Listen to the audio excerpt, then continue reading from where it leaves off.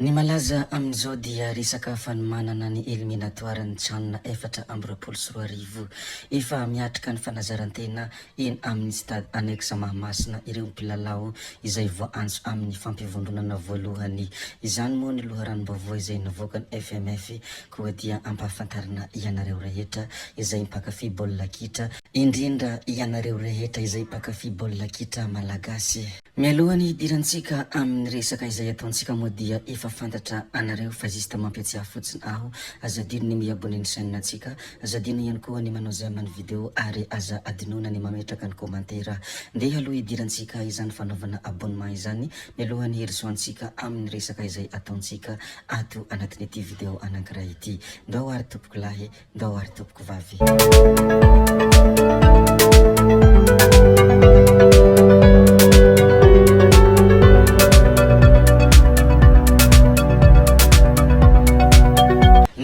Tsika azy indray ato anatin'ity video ity dia amin'iny commune Alatsinainy iny andrinjiro ny anjera vehivavy iray maty mahay ny herinaratra. Vehivavy iray 30 taona no namoy ny ainy, mahay ny herinaratra mahatratra 570 volta, vokatra ny fisiany andrinjiro ny anjera tamin'ny tany teny amin'ny fokontany Anjana Manoro commune Alatsinainy Ambazaha iny monisy izany tranga izany tamin'ny sabotsy tolakandro lasa teo. Saika hitsidika ny anadahiny ity ramatoa avy any Manakara ity no izao tradoza izao rehefa nifampikasoka tampoka teo amin'ilay andrinjiro ny tanany. Efa tapaka andro vitsy lasa io andrinjiro io ary raha ny fanazavana dia nohony izy efa loa no antony nahatapaka azy. Nandefa taratasy fampahafantarana ho an'ny tompony andraikitra misahana ny herinaratra ny commune saingy tsy nahatambaliny ary izao namoizana ain'olona izao. Izany moa ny zavaniseho ny tranga mampalahelo izay niseho tany amin'iny commune Alatsinainy iny koa dia zaraiko aminareo rehetra ato. Rehefa voalazantsika moa ny mikasika an'iny andrinjiro iny ndeha ary hijerevantsika kely ny hafatra izay nambarany Tahina Razafinjoelina miantefa tanteraka amin'ny fanjakana foana moa ity hafatra izay nambarany ity. Hoy izy nilaza hoe mpanohitra mpanangana na opposition constructive no iantsona anay. Hatramin'ny asanay teny amin'ireny faritra samihafa dia taitra ny commune dia niasa teny koa. Antenena fa hanaraka tahaka izany foana izy hosoa ho antanindrazantsika.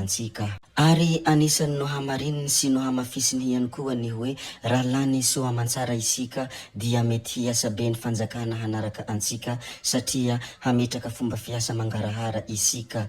Inoana fa hametraka mangarahara ihany koa ny fanjakana amin'ny fitantanana ny volany dia mba tsy hoatran'izao intsony ny firenentsika. Tsara ny misy ny modely ho harahany hafa hoy Tahina Razafinjoelina raha nanafatrafatra ny zavamisy sy ny lazalaza izay masoa ho an'ny firenena ary indrindra nandefa hafatra miantefa ho an'ireo fanjakana. Rehefa voalaza ihany koa ny mikasika an'izay dia andeha ary isika hijery kely ny hafatra izay nataony heritiana.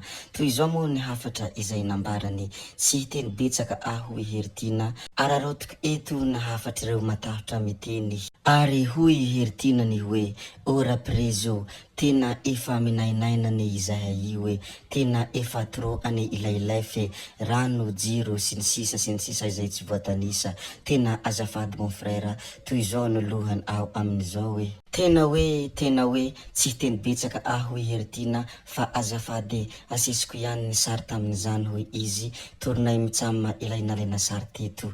Izany moa ny hafatra izay nambaran'ity heritiana ity ary tsy dia mazava loatra amin'ireo izay tsy maharaka moa izany hafatra izay nomeny izany. Apetrakatsika moa ny mikasika an'iny hafatra izay nataony heritiana iny ndeha ary isika hijery kely ny zavatra izay nisoratany Fanirisoa Erinaivo.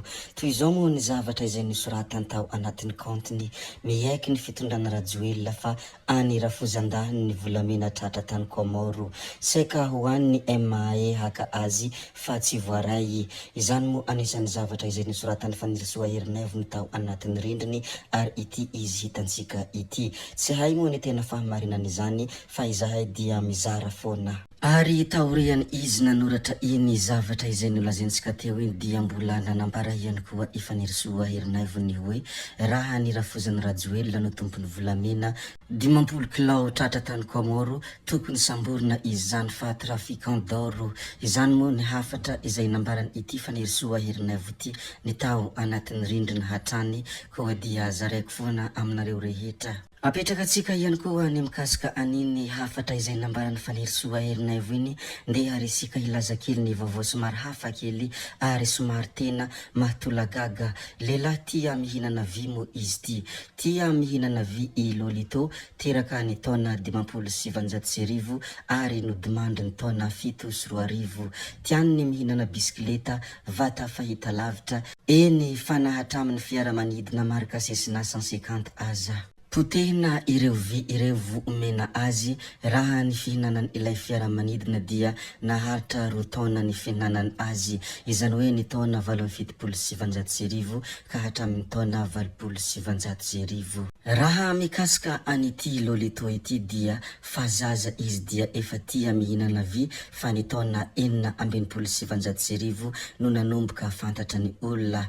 Nanomboka ny taona 770 mandrapahafatiny dia nahalany fiaramanidina iray izy ary bisikileta 80 sy ny kiadizana supermarché 50 ary vata fahita lavitra 7 sy fitoeran-dabozia 4 ary nahalany fandriana 2 ihany koa sy ny solosaina iray ary rojo 400 metatra. Raha hatramin'ny oktobra 7 ny fotsiny dia efa nahalany vy 7 taona izy, tsy dia narary loatra noho ny io fihinanany vy io izy enina aorian'ny fihinanany vy misy poizina mahafaty aza.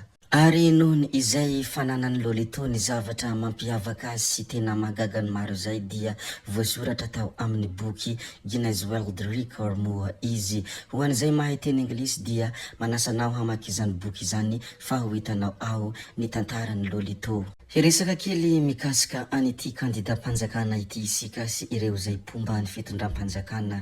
Izy ty moa dia Harlala natomboka tamin'ny vavaka firaisampinoana teny amin'ny chapelle anaty rova Manjakamiadana. Nihetsika rehetra ho tanterahan'ny kandida Harlala Ramanantsoa mialoha sy mandritra ny fampielezan-kevitra hiditra antsehatra amin'ny fidinana ifotony eny anivon'ireo boribonin-tany ao Antananarivo renivohitra amin'izay. Ireto sary hitantsika ireto moa dia isany sariny amin'izany ary sary mahafinaritra kosa ireto, sarotra ny handainga fa tena mahafinaritra. Hitantsika ato sy tazantsika ato moa Nèvre Oldine sy izany Harlala ilay kandidam-panjakana izany. Ny hamaramparana antsika ity video anankiray ity angamba dia ity hafatra izay nambarany mpanakanto Tansimena ity. Omeo lanjany ny tenanao hoy mpanakanto Tansimena. Hoy Tansimena tao amin'ny pejiny hoe tsy mitovy amin'ny code PIN anao izaho ary tsy hanome anao sens intelo. Indraindray tsy maintsy manadino izay tsapanao ary mieritreritra izay mendrika anao.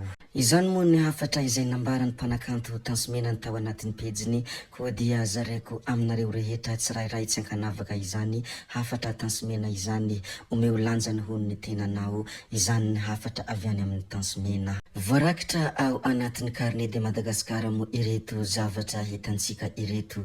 Izy ty moa dia longoza, voankazo maniry amin'ny faritra maro ao a Madagasikara, maro ny vokatsoa azo avy amin'ity voankazo ity. Anisan'izany izao ny ahafahana mampiadana ny fahanterana, afaka hikarakarana ny hoditra ihany koa izy. Tena miavaka tanteraka ary efa maro ireo olona nampiasa azy. Ho an'izay tsy mahafantatra moa dia longoza anaran'ny ireto zavatra hitantsika ireto. Izahay moa dia mizara ny zavatra mahasoa ary mizara ny zavatra izay heritreretina fa ilain'ny mpiarabelona. Voarakitra ao anatin'ny carnet de Madagascar moa ity longoza ity izay anisan'ny tena maro ny vokatsoa azo avy aminy. Zay ihany koa ny namarana ny video antsika koa dia metrabeloma izay tsy ataonay lavan'ny resaka veloma vetivety ianareo fa tsy hoe veloma mandrakizay amin'ny manaraka indray no manao ny misimisy veloma tompoko lahy veloma tompoko vavy.